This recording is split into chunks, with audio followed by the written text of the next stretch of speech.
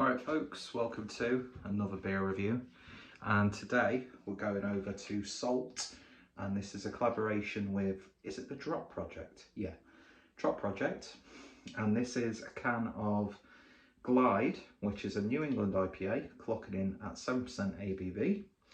A collaboration with Drop Project Brewing Company, known for pushing creative boundaries and creating beers that inspire their passions for the industry and their lifestyles. Glide is a 7% New England IPA, bursting with tropical sweetness on the nose. The combination of Mosaic, Simcoe and Strata hops, what a combination, per dank resin with beautifully exotic passion fruit and strawberry tones. A silky smooth mouthfeel helps with drinkability, providing a moreish refreshing experience. Think dank Umbungo with fruit tones of kiwi, strawberry, passion fruit and a little pine for balance. Surprised they got away with putting Umbungo on there. This was picked up from Asda. Not my local Asda, because that's a fucking beer wasteland, but the Wigan Asda, which is infinitely better and has some actually really good stuff in. But yeah, I am partial to a bit of salt, and the few Drop Project beers that I've had have been pretty alright as well. But they've usually been collaborations, because I think when I was up, because they did like stuff with Northern Monk and can't remember who else, but I think that's because they were sort of like really starting to get on the scene. So, you know, working with fellow breweries is a great way to get your own name out there. It's a beer in a glass then, and it's your usual New England IPA fare.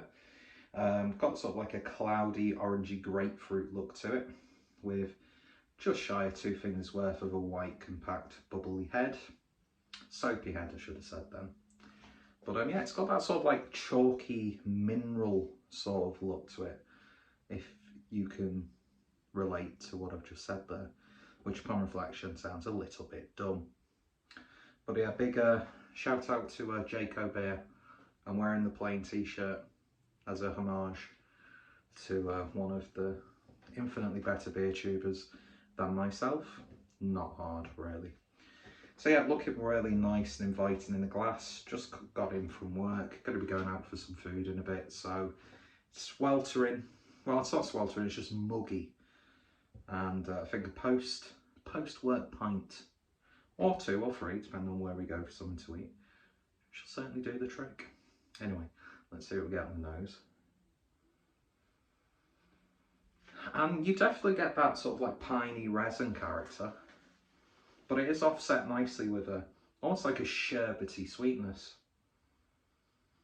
You get loads of like sweet, vibrant berry notes like strawberry, raspberry, a little bit of a soft blueberry.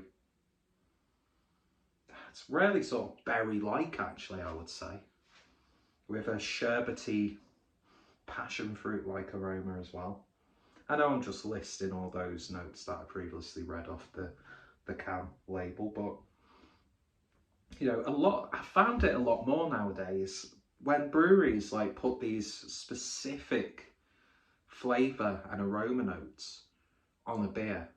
You do actually get that on the nose, where a lot of the times you used to find you're getting that from that. I'm not getting anything like that. Anyway, aroma. Smells really, really nice. So without any further ado, let's give it a taste. Cheers, folks.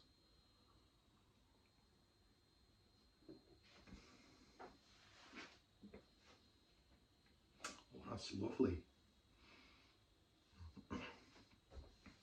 First and foremost, beautiful silky smooth mouthfeel. As much as I like Salt, and I was lucky enough to go to their tap room with the like the big hall that they've got. Went there with Rob a while ago now, and it's a great place to have a drink. It really, really is.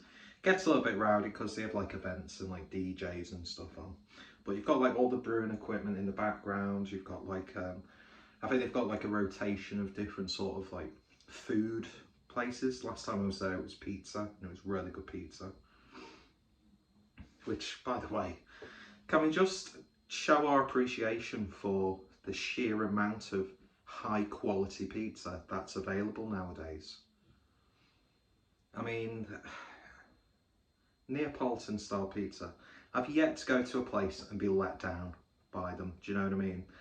Of course, you've got your usual takeaway fare, which is all right if you've had a drink, but always tends to repeat me the next day because of like the cheese that they use on cheap takeaway pizzas, which a lot of the time aren't that less expensive compared to like going to a hipster pop-up Neapolitan, you know, pizza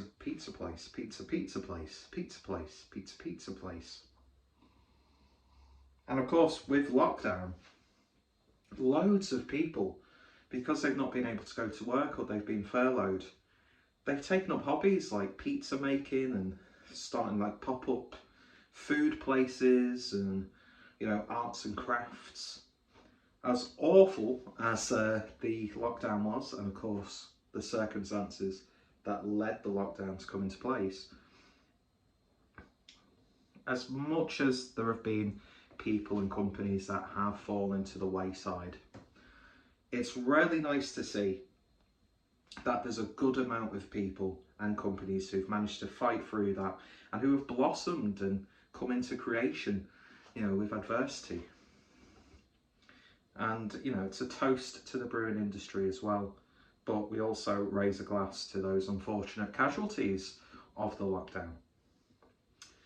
And it's been a little while, hasn't it, since that, but you know, you can't not talk about it. So, you know, commiserations, and my heart goes out to anyone who had a business or who lost their job or, you know, lost someone, obviously. You know, it's really awful, but it's really good to see that on the flip side, there are people who have managed to come out of that. And, you know, you've got great breweries, great eateries, you've got very talented people, you've got people who started taking up music, all sorts of things. So yeah, anyway, yeah, you get good pizza last time I went to Salt. But what I was going to say is, I won't lie, the last sort of few Salt beers that I've had from the supermarkets have just been alright. Do you know what I mean? Nothing offensive, nothing bad. But I can safely say this is up there with the likes of ICAP for being just a really damn tasty IPA. I've not even described the flavour yet.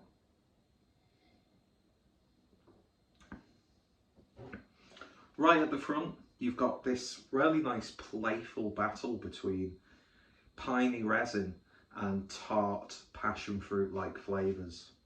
There's even like a hint of lychee in there, which, you know, you seldom get to taste nowadays in the contemporary IPA.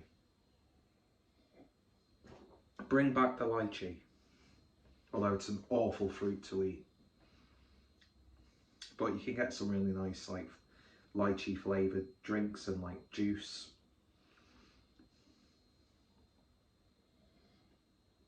So once you've got that piney tart, it's not like puckering, far from it, it's just a little bit of a tingle.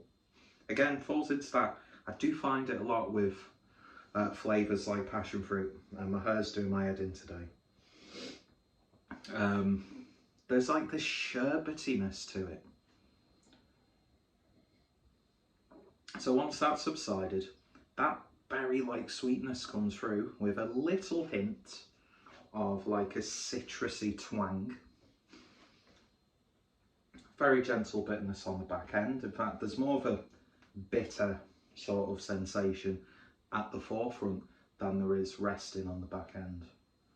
Resting on the back end at the forefront. Hand gestures. I've noticed you can clearly see the man breasts, but I embrace it. Do you know what I mean? Gets me down sometimes, but you know, I'm all about body positivity.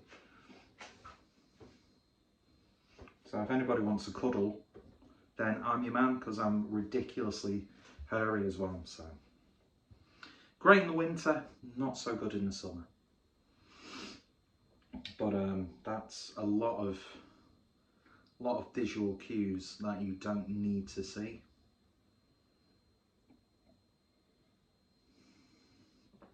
I think it's really damn good.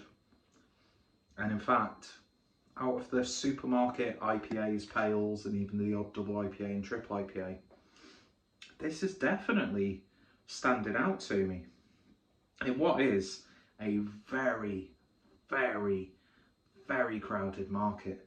But, you know, we carry on buying these beers, and breweries carrying on releasing them week in, week out.